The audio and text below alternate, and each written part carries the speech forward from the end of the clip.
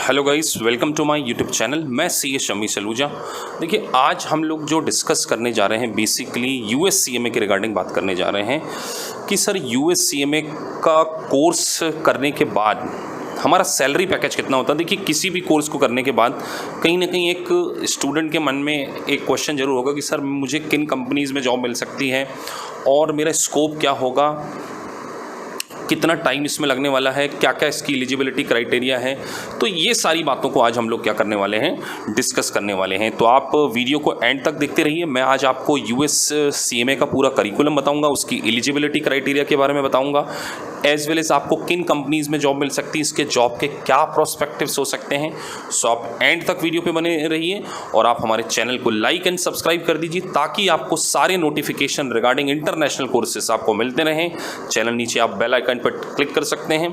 सो आपको सारे international courses के रिगार्डिंग नोटिफिकेशन मिलते रहेंगे। सो चलिए गाइस, देखते हैं। चलिए बच्चों, तो आपके सामने जो ये ब्लूप्रिंट आ रहा है बेसिकली ये आईएमए की वेबसाइट से डाउनलोड किया गया है। सो अगर आप इस ब्लूप्रिंट को पूरा अंडरस्टैंड करें तो सबसे इम्पॉर्टेंट बात अगर मैं आपके सामने करूं तो स्टडी मटेरियल हमें कौन सा चूज़ करना चाहिए और हमारा इंस्टीट्यूट कौन से स्टडी मटेरियल से आपको सारे क्वेश्चंस और पूरा स्टडी मटेरियल क्या होगा। तो अगर आप आईएमए की वेबसाइट पे बच्चों जाकर देखेंगे तो वाइली के स्टडी मटेरियल को उन्होंने प्रिस्क्राइब कर रखा है। IMA institute of management accounting ने स्पेसिफिकली वाइली के स्टडी मटेरियल को क्या कर रखा है, प्रेफर कर रखा है। तो हमारा इंस्टीट्यूट जो पूरी आपको सीएमए पार्ट 1 हो चाहे पार्ट 2 हो, उसके सारे क्वेश्चंस आपको हम लोग वाइली के स्टडी मटेरियल से ही कवर कराएंगे। हम आपको उसकी पीडीएफ फॉर्म पूरी भेजेंगे और अराउंड क्लास में इटसेल्फ 1500 के आसपास पर मॉड्यूल हम लोग क्या करते हैं, क्वेश्चंस को बच्चों को क्लास में ही सॉल्व करा देते हैं। चलिए आगे बढ़ते हैं बच्चों। अब हम इसके अगले पार्ट को समझने की कोशिश करेंगे। सो चलिए देखिए, अगर इसके टेबल कंटेंट को देखें तो सबसे पहले हम बात करें कि इसमें करियर किन बच्चों का इस्टेब्लिशमेंट हो सकता है। सो सबसे पहले देखिए, बहुत सारे बच्चों का ये भी डाउट होता है कि sir management accounting versus financial accounting जो यूएससीएमए का जो कोर्स कंटेंट है उसका स्कोप क्या है। तो देखिए, यहाँ पर स्पेसिफिकली आईएमए के द्वारा ही इस बात को क्लेरिफाई किया गया है कि जो मैनेजमेंट अकाउंटिंग होती है वो फाइनेंशियल अकाउंटिंग से किस तरीके से डिफरेंशिएट होती है। तो सबसे पहले हम बात करें, अगर मैनेजमेंट अकाउंटिंग जो कि मैनेजर को डिसीजन लेने में कहीं ना कहीं क्या करती है, हेल्प करती है। ये पूरी अकाउंटिंग में आप को किस तरीके से मैनेजमेंट के लिए डिसीजन लेना है, इस बात के ऊपर आपको पूरा समझाया जाएगा। और देखिए, यहाँ पर अगर हम बात करें तो जो डाटा है, अगर फाइनेंशियल उसमें देखें हम लोग, तो जो फाइनेंशियल अकाउंटिंग होती है बेसिकली हिस्टोरिकल डेटा के बेसिस पर होती है। लेकिन अगर हम बात करें कॉस्ट मैनेजमेंट, आपको प्रोस्पेक्टिव डेटास के ऊपर, आपको मैनेजर के लिए डिसीजन लेने के लिए डेटा के ऊपर क्या करनी पड़ती है, वर्किंग करनी पड़ती है। तो यहाँ बात करें तो ये फॉरवर्ड के बारे में बात करता है, लुकिंग फॉरवर्ड। और फाइनेंशियल अकाउंटिंग किसके बारे में बात करता है कि आपने जो हिस्टोरिकल डेटा प्रेजेंट किया, लाइक एग्जांपल लें हम लोग, balance sheet, profit and loss account बनने के बाद जो है स्कोप सीएमए का स्टार्ट होता है और वो कहीं ना कहीं एक मैनेजमेंट को डिसीजन मेकिंग में काफ़ी अच्छे रोल में हेल्प करता है। तो अगर हम यहाँ बात करें तो फाइनेंशियल अकाउंटिंग बेसिकली जो है वो हिस्टोरिकल डेटा के ऊपर है और जो कॉस्ट अकाउंटिंग या मैनेजमेंट अकाउंटिंग है वो कहीं ना कहीं आपको फॉरवर्ड लेकर चलती है, आपको डिसीजन मेकिंग में कहीं ना कहीं हेल्प करेगी। और इसमें नॉन फाइनेंशियल डेटा का ज़्यादा यूज़ होता है। इसमें आपको बजट बनाना पड़ेगा, किस तरीके से अपना कंपनी एक बजट प्रिपेयर करती है, किस तरीके से आप अपने डिसीजन मेकिंग में हेल्प करते हैं। जैसे डिसीजन मेकिंग में हम बात करें प्राइसिंग पॉलिसी, तो जो प्राइसिंग पॉलिसी का जो डिसीजन होगा वो सीएमए के द्वारा, कॉस्ट एंड मैनेजमेंट अकाउंटिंग के द्वारा लिया जाता है। और एक बात बच्चों मैं आपको और क्लियर कर दूं, जो यूएससीएमए है वो equivalent to Indian cost and management accounting के बिल्कुल इक्विवेलेंट माना जाता है। तो अगर आपने एक बार इस कोर्स को फिनिश कर लिया सो ये मान के चलिए आप Indian cost and management accounting के इक्विवेलेंट डिग्री आप क्या करते हैं, होल्ड करते हैं। आगे बढ़ते हैं हम लोग इसमें।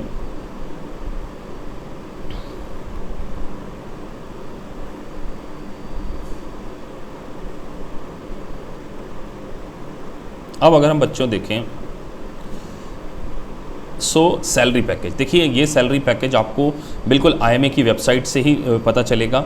यहाँ पर जो सैलरी पैकेज है यूएस के अकॉर्डिंग अगर हम देखें तो उन्होंने ऑल कंट्री का जो सर्वे किया है, अगर आप यहाँ पर नोटिस करेंगे तो जो सर्वे है ऑल कंट्रीज़ में बेस सैलरी 92,000 पर एनम के बेसिस पर। तो अगर मैं इंडियन कॉन्टेक्स्ट में बात करूं, अगर किसी स्टूडेंट की जॉब इंडियन कंपनीज़ में, मतलब यूएस बेस्ड इंडियन सब्सिडरी में अगर उसकी जॉब लगती है, तो मिनिमम पैकेज जो यूएस सीएमए का है वो मिनिमम अगर मैं बात करूं 5 to 6 लाख के आसपास एक फ्रेशर को यहाँ पर पैकेज मिल सकता है। सो ये मिडिल ईस्ट में अगर आप देखेंगे, आप अगर एशियन कंट्रीज़ में देखें, अगर आप मिडिल ईस्ट में देखें या एशिया में अगर देखें, टोटल कंपनसेशन $34,000 है। तो अगर आप इसको आप 70 के हिसाब से कंपेयर करके देख सकते हैं कि क्या आज की डेट में आपका पैकेज हो सकता है। It is officially announce by the survey conducted by the IMA, ये मेरा सर्वे नहीं है।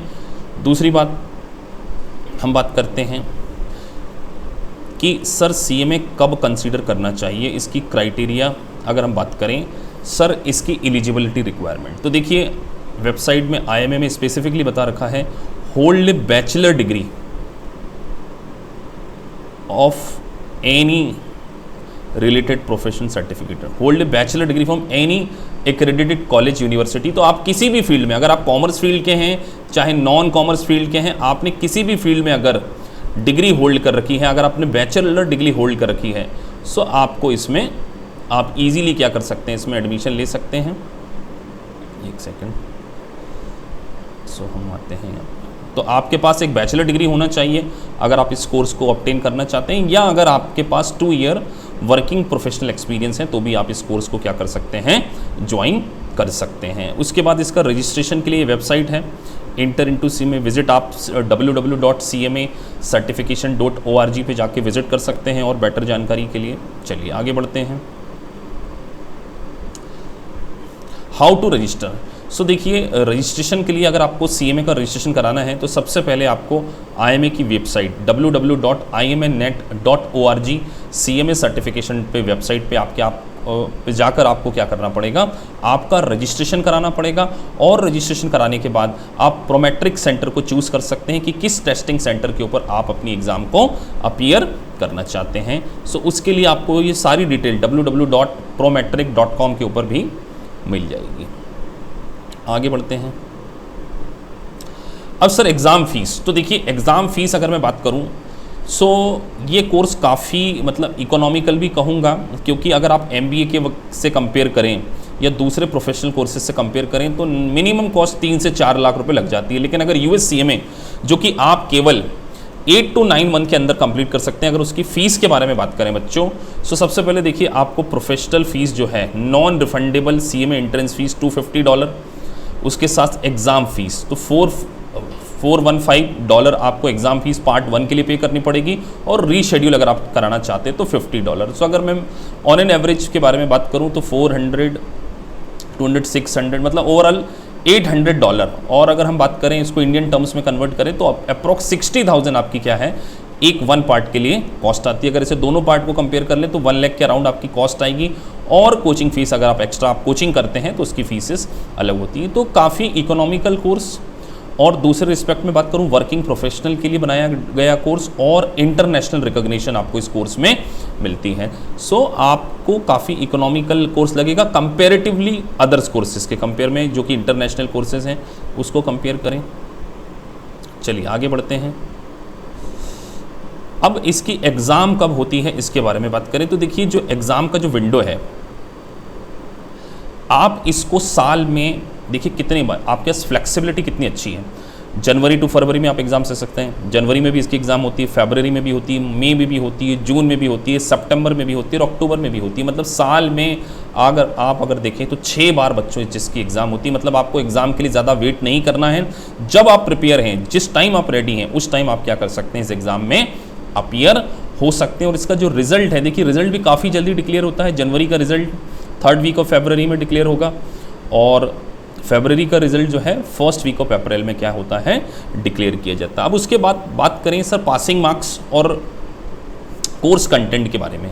सो देखिए जो आपसे एग्ज़ाम में जो क्वेश्चन पूछे जाएंगे वो 75% जो पोर्शन है बच्चों वो मल्टीपल चॉइस क्वेश्चन पे है। मल्टीपल चॉइस क्वेश्चंस आपसे एग्ज़ाम में पूछे जाएंगे, और 25% उसमें ऐसे राइटिंग होती है, मतलब आपको एक केस स्टडी, प्रैक्टिकल सिनारियो की केस स्टडी प्रोवाइड की जाएगी और उस केस स्टडी के बेसिस पर आपको क्या करना पड़ेगा, आपको आंसर उसके देने पड़ेंगे। बेसिकली वो भी आपका जो पार्ट है, ये कंप्यूटर जनरेटेड एग्जाम है, तो वो भी पार्ट आपका MCQ बेसिस ही होगा।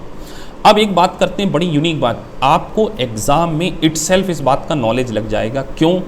क्योंकि अगर आपके मल्टीपल चॉइस क्वेश्चन में 50% आ चुके हैं, तभी आपका ऐसे राइटिंग वाला, ऐसे वाला जो है सेक्शन ओपन होता है। इसका मतलब आपको एग्जाम में जो भी क्वेश्चन दिए गए हैं उसमें से अगर आपने 50% को सही कर लिया, तो आपका ऐसे राइटिंग क्या होता है, सेक्शन ओपन हो जाता है।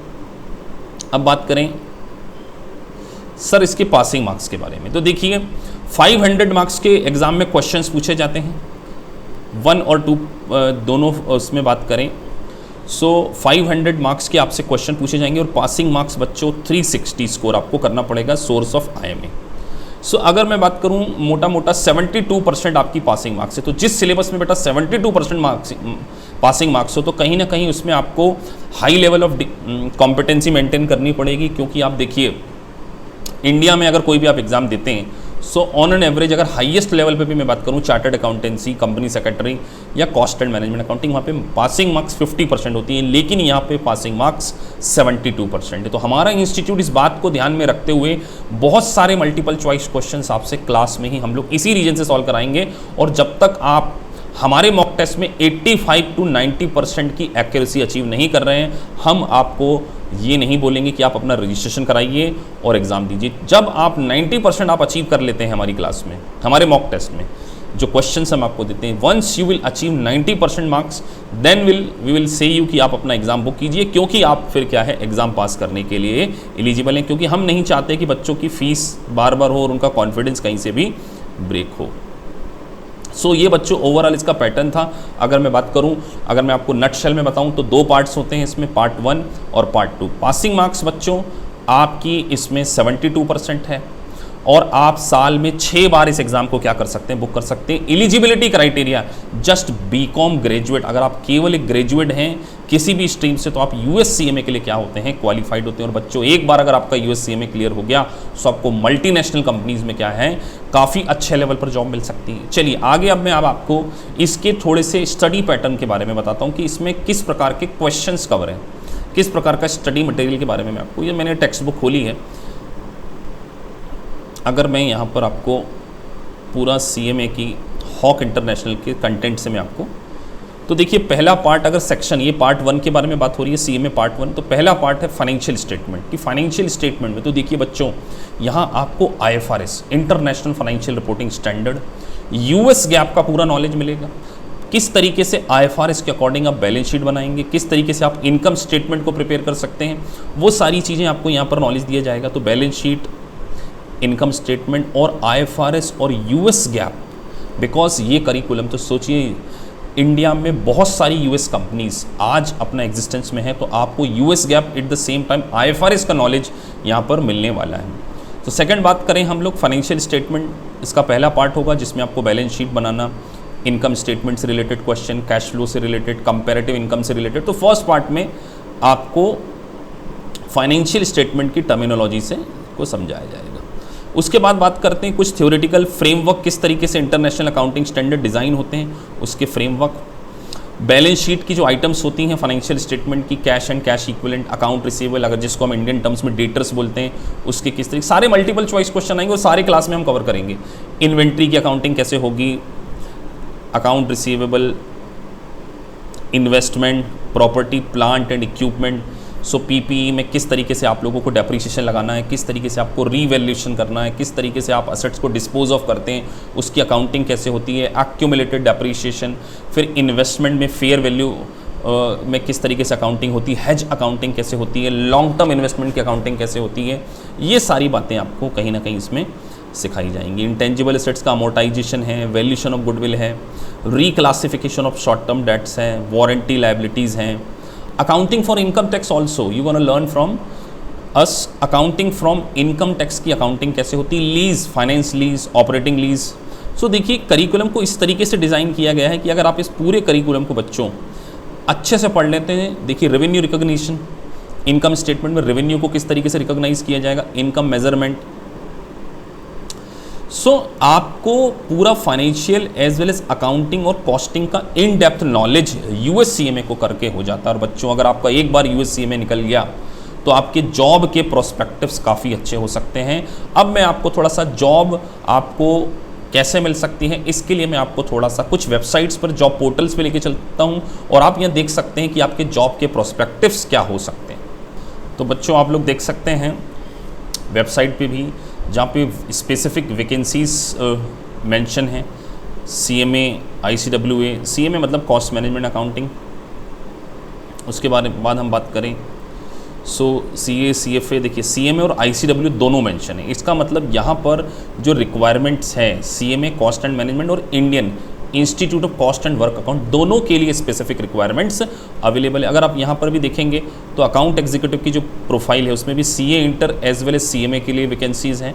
सो वैकेंसीज़ की बच्चों यहाँ पर कमी नहीं है। उसके बाद अगर आप देखेंगे manager for taxation and accounts के लिए अगर प्रोफाइल है तो यहाँ पर भी ICW as well as CMA mention. तो ICW institute cost and work and accounting और CMA मतलब आपका कॉस्ट एंड मैनेजमेंट अकाउंटिंग है। यहाँ पर भी अगर आप देखेंगे CA plus CMA, semi qualified CA CMA, अगर कोई पार्ट 1 भी क्लियर कर लेता है, CMA cost and management accounting specifically mention है। और अगर आप पैकेज देखेंगे तो स्टार्टअप पैकेज 4,25,000 समथिंग है। सो IFR इसमें सीनियर रोल पे भी CMA, CPA, CMA के लिए वैकेंसीज होती हैं। सो आपके पास एम्पल जॉब अपॉर्चुनिटीज़ अवेलेबल हैं बच्चों। आपको बस एक बार इस कोर्स को अचीव कर लेना है और अगर आप वंस इस कोर्स को अचीव कर लेते हैं सो आपके जॉब के काफ़ी अच्छे प्रोस्पेक्टिव्स हैं। और हमारे इंस्टीट्यूट के द्वारा भी बहुत सारे बच्चों का प्लेसमेंट USCMA में कराया गया। तो अगर आप USCMA को बहुत डिटेल में पर्सनल अटेंशन के साथ में पढ़ना चाहते हैं so this is the right place. आप हमारे इंस्टीट्यूट को क्या कर सकते हैं, ज्वाइन कर सकते हैं। रिजल्ट बच्चों आपको बिल्कुल 100% है हमारी क्लास का। अगर आपको वीडियो अच्छा लगा है और आप टाइम टू टाइम सारे नोटिफिकेशन चाहते हैं सो आप इस चैनल को लाइक एंड सब्सक्राइब कर सकते हैं ताकि आपको USCMA से रिलेटेड हर प्रकार की जानकारी मिल जाए। ठीक है guys, thank you very much for watching this video.